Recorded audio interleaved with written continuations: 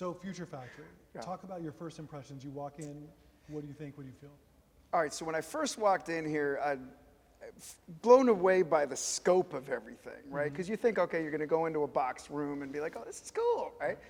But and then I see a DJ booth that's a spaceship, and then I see a room that's 360 degrees of visuals, and I'm going, okay, you know, and then we go upstairs, and there's another room, and it's got a whole art setup.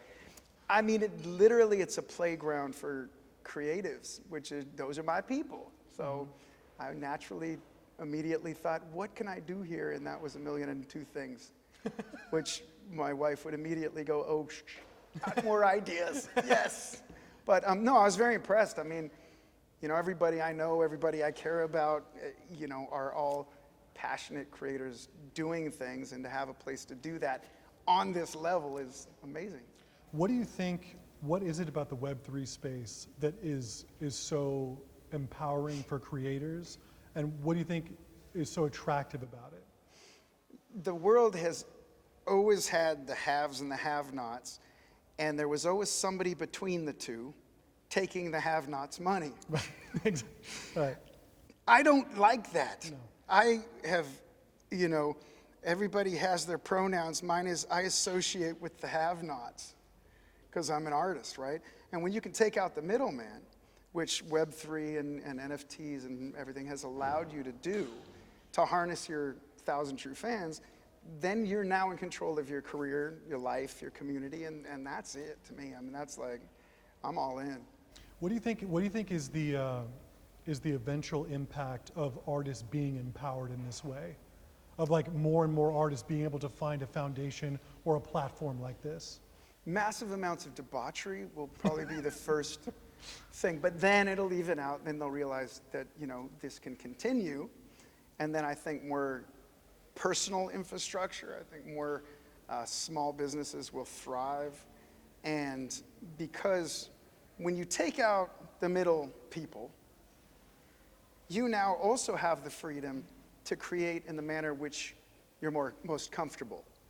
So I think there'll be less depressed people, there'll be less mental health issues. I really believe that when you do what you're born to do, and you do it on your own terms, you're a much happier person. So to me, if you take out those forces that have separated the have-nots and even the haves that couldn't do what they wanted to because their parents forced them to be lawyers when they really wanted to be a painter, you know, you take out that middle person, you're gonna have a better life. And if you look at the art community as a whole, which I love, you know, what Future Factory is doing, what Paul's doing is, you empower that, and you're going to have more people come to that power and be empowered, and then you're going to have an exponential effect of artists now being powerful, right? Not middle people, not the haves, but the creators. And in this world of AI and everything, which is also being harnessed by creators in massively wonderful ways, I think the one true currency of humanity is passion, humanity, community. Right. And this empowers that. That's why I love it here. So question for you. In a world where people are using AI more, we're talking about NFTs, we're talking about digital art, what is the purpose and the importance of a physical space in all of this, in which people can connect, like at a time where everything is getting more and more digital? And that's a very poignant question coming out of 2.5 years of not physical anything, except for physically beating your head against Netflix every night. We're tactile, if that's the right word, creatures. We have to have community. We're social beings, whether we like it or not. Even in our antisocialness, we hang out with other antisocial people, right?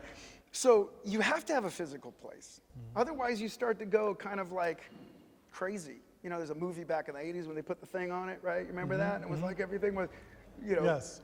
They all went crazy if they didn't at some point touch another human in some way.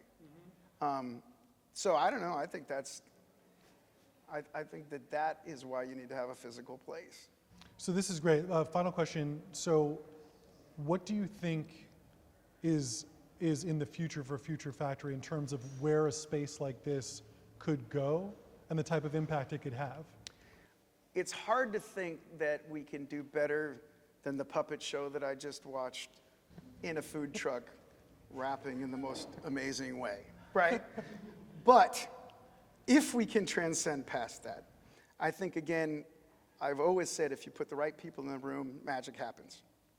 And so I think it's impossible to say where these things can go until you put those people in the room. You know, I think about, I've always been jealous of, I think we all have, of these different communities, you know, like Warhol or Ken Kesey or, you know, whatever you're into, these people that brought communities together and really had this thing. The French Renaissance, they had this thing, you know. We haven't had that thing. You know, we had the 80s, you know, which was AIDS, thanks, you know, could have skipped that part. We had the 90s, which was interesting.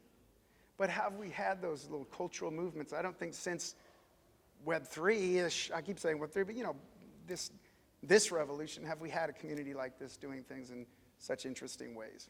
So I lied. Now last question.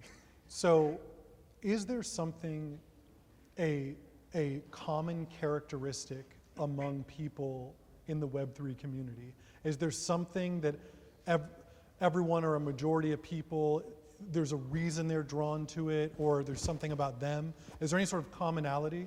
Yeah, and I think that if I summed it up in a word, it would be a searcher. And I think what they're searching for is community without the stigma, or what should I say, without the clique. Because in this community, it doesn't matter whether you're, you know, come from this background, that background, or you're this or you're that, or it's not a fraternity for those people. Mm-hmm. It's a fraternity, and it's why I hate those words, but you know what I mean? It's a community for everybody, from anywhere, from any walk of life, like, and any discipline. You have people in tech, you have painters, you have musicians, you have filmmakers, you have parachuting penguins. I mean, you have all kinds of shit.